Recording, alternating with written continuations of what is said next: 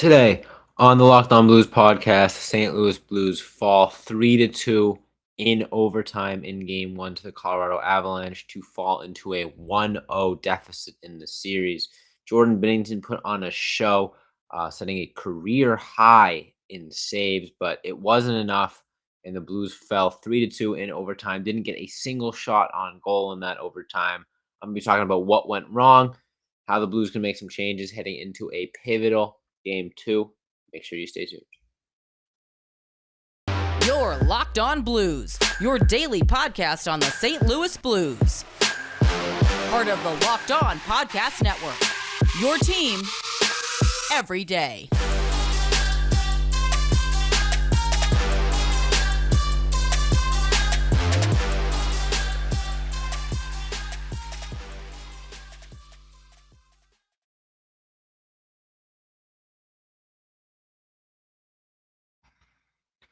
Ladies and gentlemen, welcome back to the Locked On Blues podcast, part of the Locked On Podcast Network, and your number one source for daily Blues content.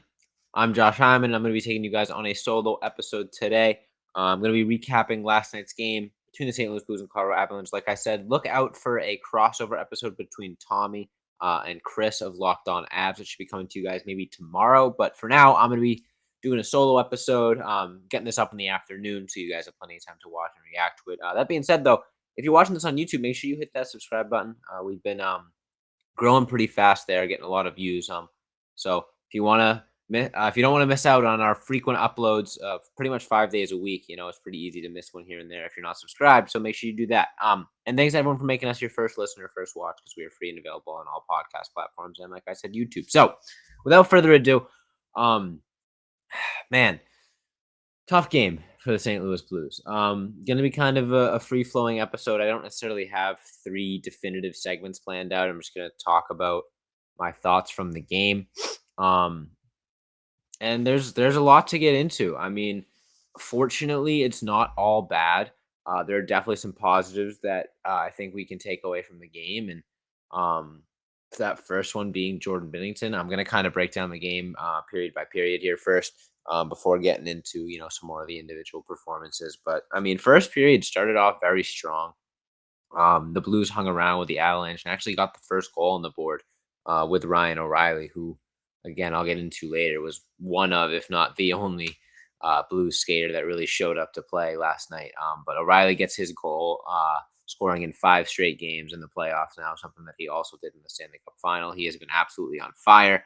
I talked about it a lot when I made him my pick for Locked On Player of the Game, that I think he was going to have a tall task on both ends of the ice. And not only did he do a really good job of shutting down Nathan MacKinnon, he kept MacKinnon off the score sheet, which is something that I think is not going to happen very frequently in this series. But, I mean, the fact that it happened last night in Game 1 is a very good sign. O'Reilly did a great job there defensively.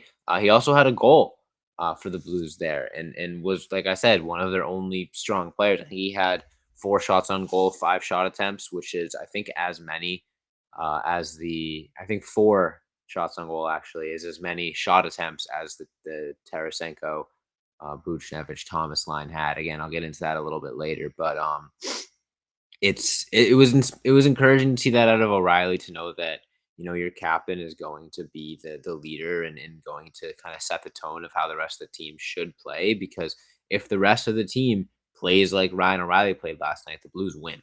Obviously that's a tall task. They got outshot.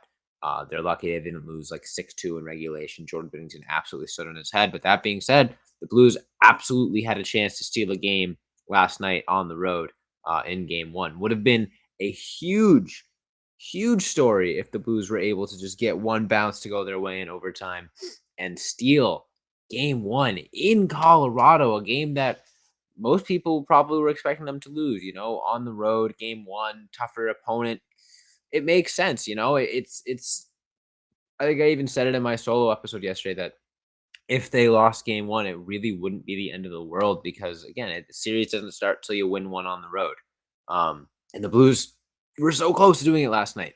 Jordan Binnington gave them every chance to do so last night, and they just couldn't return the favor for Binnington's excellent play. I I worry that Binnington's going to be asked to do that in every game of the series. However, just based on the way that the Blues played last night and based on like the lack of cohesive effort from anyone not named Ryan O'Reilly, makes me think that hopefully, if they sort of right the ship and play a little bit better hockey, Binnington won't be tested as much. But if Binnington is able to maintain that level of play throughout the entirety of the series, the Blues have a real shot. The fact that they got outplayed as badly as they did last night, and 11 of the 12 forwards didn't have a great game, and the defense didn't play great, and they gave up almost 60 shots, and they lost in overtime. They pushed that game to overtime, and were one odd man rush away from winning the game. It's encouraging. It's a game that they very well should have lost, long before they did.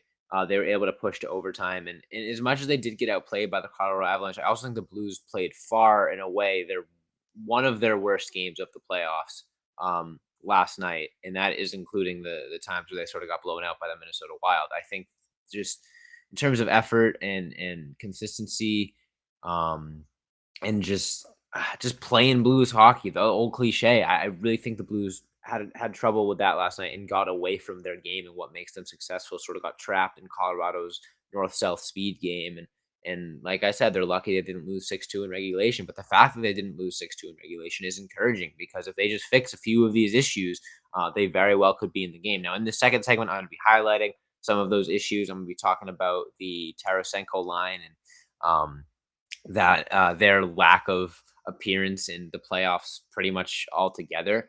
And then I'm also going to be talking about the area that honestly killed the Blues the most last night, and that is faceoffs. So I'm going to be getting into both of those subjects before, third segment, going to be trying to talk about the positives and what the Blues can take from this game and actually, continue to build off of because it's not all bad. But again, second segment, I am going to focus on some of the stuff that went really wrong last night, and then transition that into how they can fix that, how they can sort of right the ship because the series is far from over. No need to panic just yet, but there were definitely some glaring issues that I want to talk about in the second segment. So before I get into that, speaking of glaring issues, if you're having some glaring issues with your car, you got to check out Rock Auto.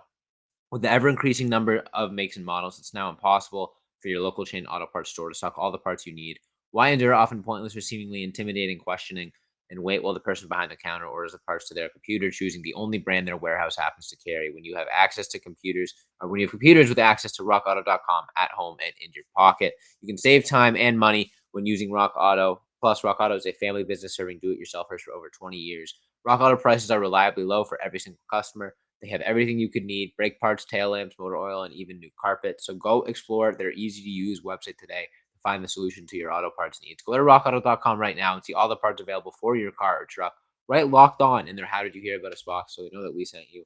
Amazing selection, reliably low prices, all the parts your car will ever need. rockauto.com. And I'll be right back with the second half of today's episode.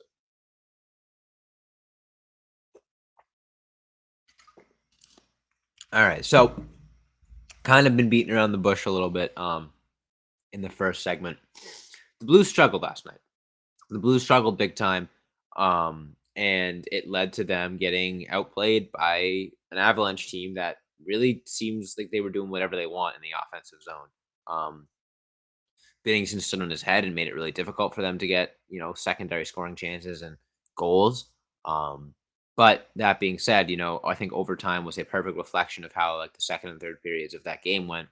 Blues just couldn't get anything going. I think the final shots in overtime were like 13-0 in favor of Colorado, and I don't even know what the zone time was, but it felt like every time the Blues got the puck, whether it be in their defensive zone or in the neutral zone, they could string together at most one pass before they made some sort of panicked dump in or tried to throw another pass that got picked off. It felt like I don't think the Blues had the puck for more than 30 consecutive seconds at any point in that overtime.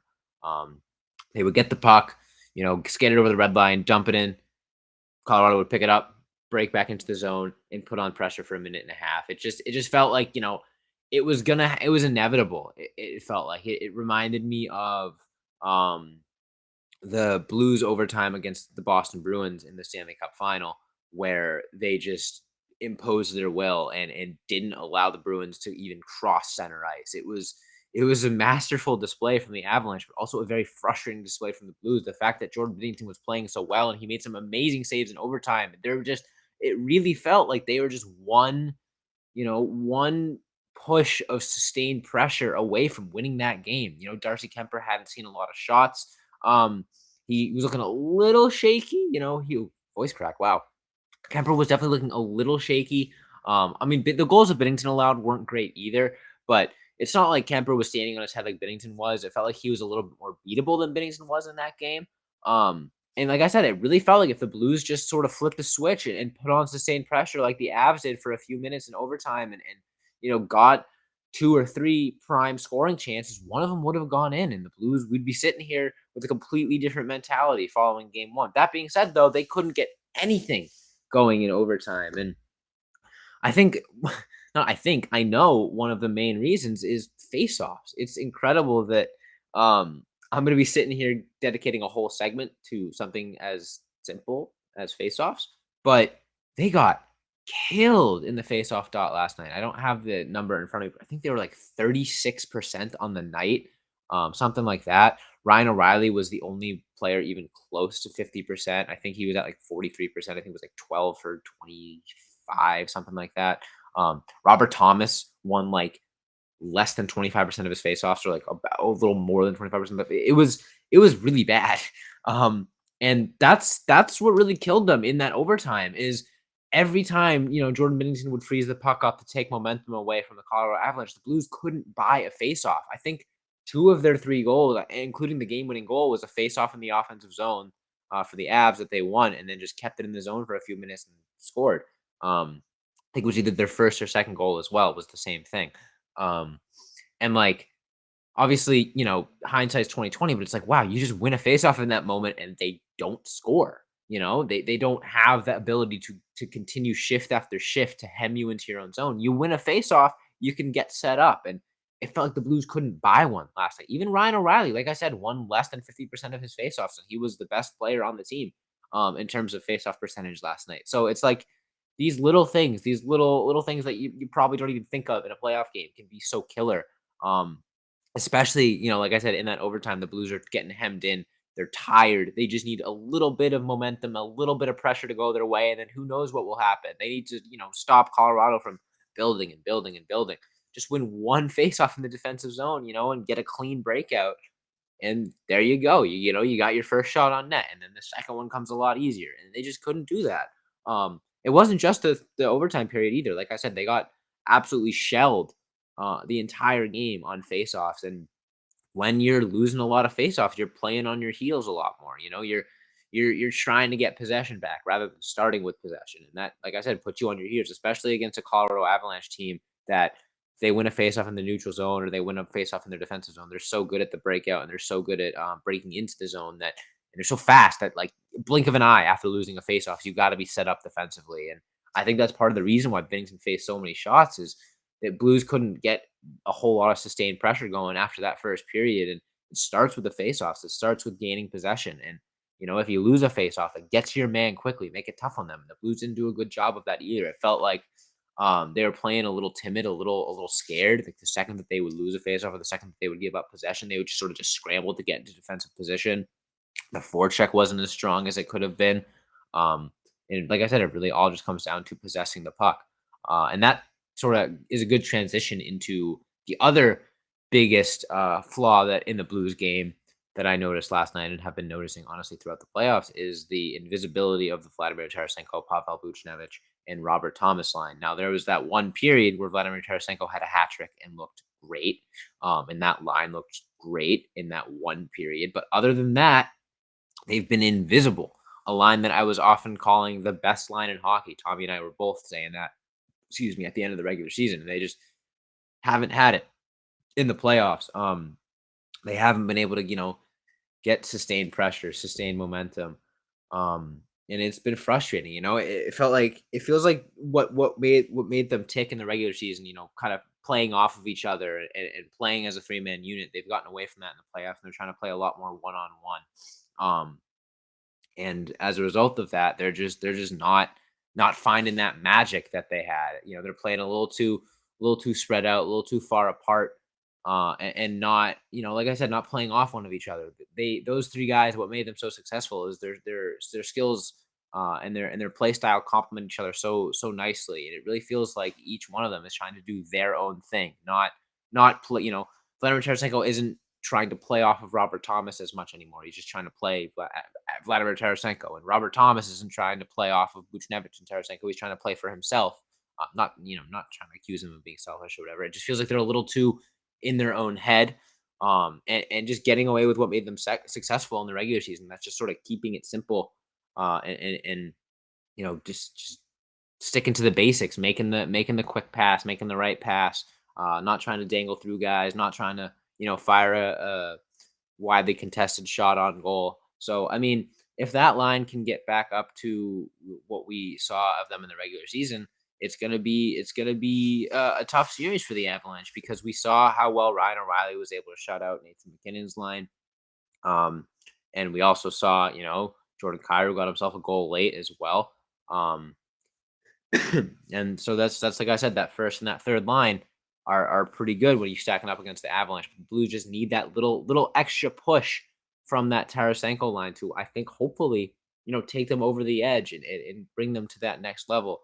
Um, so that being said, I did a lot of complaining in this segment, talking a lot about the negatives, but that being said, there were some positives. There were some good takeaways, I think, that the Blues can build off of. It wasn't all bad. It's not like they need to, you know, completely erase the whiteboard, go back to the drawing board. I think that there's stuff that you can build off of. I think that there were elements of the Blues game last night that were encouraging, and that still give me confidence that this isn't just going to be a 4-game sweep for the Avs. I know that it's the bare minimum is the Blues winning one game, but still, I think that there were some encouraging signs in last night's game, that lead me to believe that the Blues can right the ship and can sort of get themselves back on track. And I'm going to be talking about those in the third and final segment of today's episode. Before I get into that, I want to tell you guys about one of Built Bar's newest products. And those are birthday cake puffs. I love birthday cake, specifically the frosting. I'm a huge frosting guy, but thing is, I'll sit down and I'll eat a tub of frosting, or not a tub of frosting, but I'll eat some scoops of frosting, and then I'll just immediately regret my decision for the next like 4 hours. Imagine getting that same delicious taste of that birthday cake and that frosting, opening your eyes and realizing it was only 150 calories and 16 grams of protein. That's what a birthday cake puff from Built is like. I just received my birthday cake puffs, and I've never had anything like them before. They're available right now. Can't promise that they'll be there tomorrow even. So go get them today at built.com. They're covered in 100% real chocolate, which is amazing. The birthday cake puffs are covered in white chocolate. And first of all, I just want to say a Built Puff is a protein infused marshmallow, which is amazing. It's not just like your typical Built Bar. It's a marshmallow and it tastes like birthday cake. Come on. With 150 calories, 16 grams of protein, and only 9 grams of sugar, this limited time flavor is an amazing option if you're looking for a healthy way to get flavor and variety in your day. So make every day your birthday. Go to built.com to get birthday cake puffs now. And while you're there, use promo code LOCKED15 at built.com to get 15% off your order. That's 15% promo code with locked15. Again, you'll get 15% off at built.com when you use code locked15. I'll be right back to wrap up today's episode.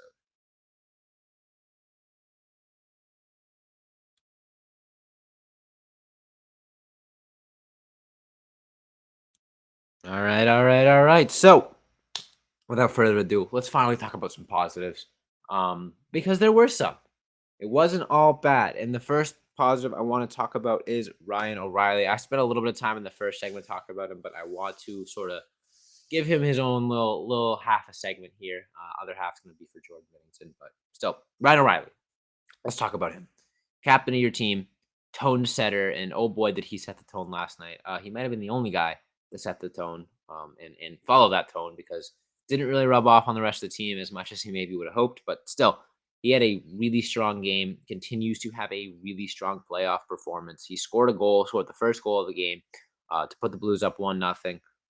And that was his fifth goal, that was a goal in 5 straight games for Ryan O'Reilly. He continued his goal scoring streak. So in the last 4 games of the Minnesota series and now game 1 of the Colorado series, Ryan O'Reilly has a goal, which, if you don't remember, even though I know I mentioned this earlier in the episode, he did the exact same thing in the Stanley Cup final. He scored goals in 5 straight games against the Boston Bruins, which tied Wayne Gretzky's record. That's right. Ryan O'Reilly tied Wayne Gretzky's record for goals in consecutive games in a Stanley Cup final. He's proven time and time again that he's a different beast when the playoffs roll around, and last night was no different.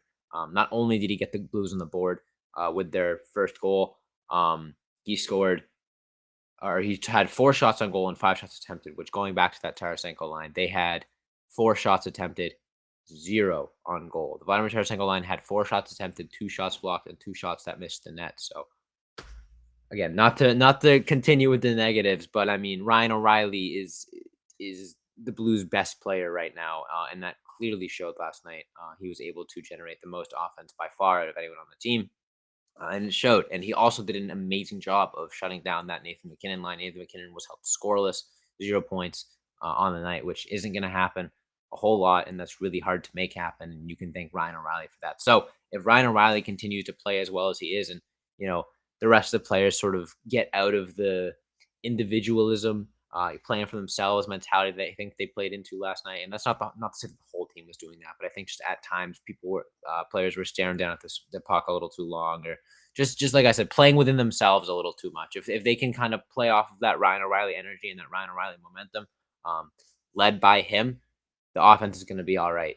And I think that they can generate more scoring chances and more goals. On the other end of the ice, though, is Jordan Binnington, who had one of his best games in his career. I think he put up a career high 51 saves last night, faced 54 shots. Both of those were career highs. Stood on his head, absolutely kept the Blues in the game and gave them a chance to steal a game. And that's kind of what I said might be the key for this series is whichever goalie gives their team more chances to steal a game might very well win the series. And unfortunately for Jordan Binnington and unfortunately for us Blues fans, um, he gave the Blues every chance to steal the game last night, and they didn't. And it's going to be a tall task to ask him to recreate that every single game. But hopefully, and what I think is he won't have to recreate that every single game. I think, the Blues are going to show up a little bit better for him, are going to play a little bit better in front of him. And he's not going to have to face 50 plus shots every game. If he just plays, 80% of last night's game, lets in 2 or 3 goals a game and the offense plays a little bit better, the Blues have a very good shot of winning some games in this series. They could have won last night. Jordan Binnington stood on his head. He's been playing spectacular hockey in the playoffs so far. It's not like last night was an anomaly. He was just playing like he'd been playing against Minnesota. It just happened to be against a much more potent offense in the Colorado Avalanche, so he was facing more shots. But he stopped. I think his save percentage was pretty similar to what it had been in the rest of the playoffs. Obviously, 51 saves on 54 shots. Save percentage is going to be a little bit higher than games when you're not facing as many shots. But still, he's playing just as well as he has all playoffs so far. It's not like last night, stood out and he's never going to return to that. Like, yeah, maybe he won't be making 50 saves every night, but still, he played well. He frustrated the Colorado Avalanche. He did the same thing to the Colorado Avalanche that he was doing to the Minnesota Wild and just making it difficult to score. And if he can do that again and the Blues offense gets a little bit more lucky even, or just gets a little bit more cohesive, gets more shots on goal, wins more face-offs, who knows what could happen. I think it's too early to tell if the Blues are completely in over their heads in this series. There was a lot obviously to be concerned about after last night, but the thing is, a lot of those issues are fixable. Whether it's like shuffling the lines to try to get Tarasenko and Buchnevich and Thomas going, or just spending an entire practice working on face-offs. There were some definitive issues that the Blues can fix. Plus some really strong positives that the Blues can build off of in their play with their goaltenders and in the offense that they did get. Plus special teams was really good as well, as expected. So there's a recipe for success in this series. I'm looking forward to covering that with you guys throughout the rest of this series. So that being said, that is all the time I have for you guys today. Make sure you hit that follow or subscribe button on whatever podcast platform you're listening to us on, or subscribe to us on YouTube. Hit that notification bell. That way, whenever we upload, like I said, 5 days a week, it's easy to miss one. If you hit that notification bell, you'll be notified whenever a new episode comes out. Leave us a comment. Try to interact with a lot of your comments. A little bit behind on that, but I'll get to it. Don't worry. But yeah, follow us on all of our socials: Instagram, Twitter, Facebook, and TikTok. Follow me on Twitter at Josh Hyman NHL. Follow my co-host Tommy on Twitter at TWelcher15. Thanks so much for listening, and as always, let's go Blues.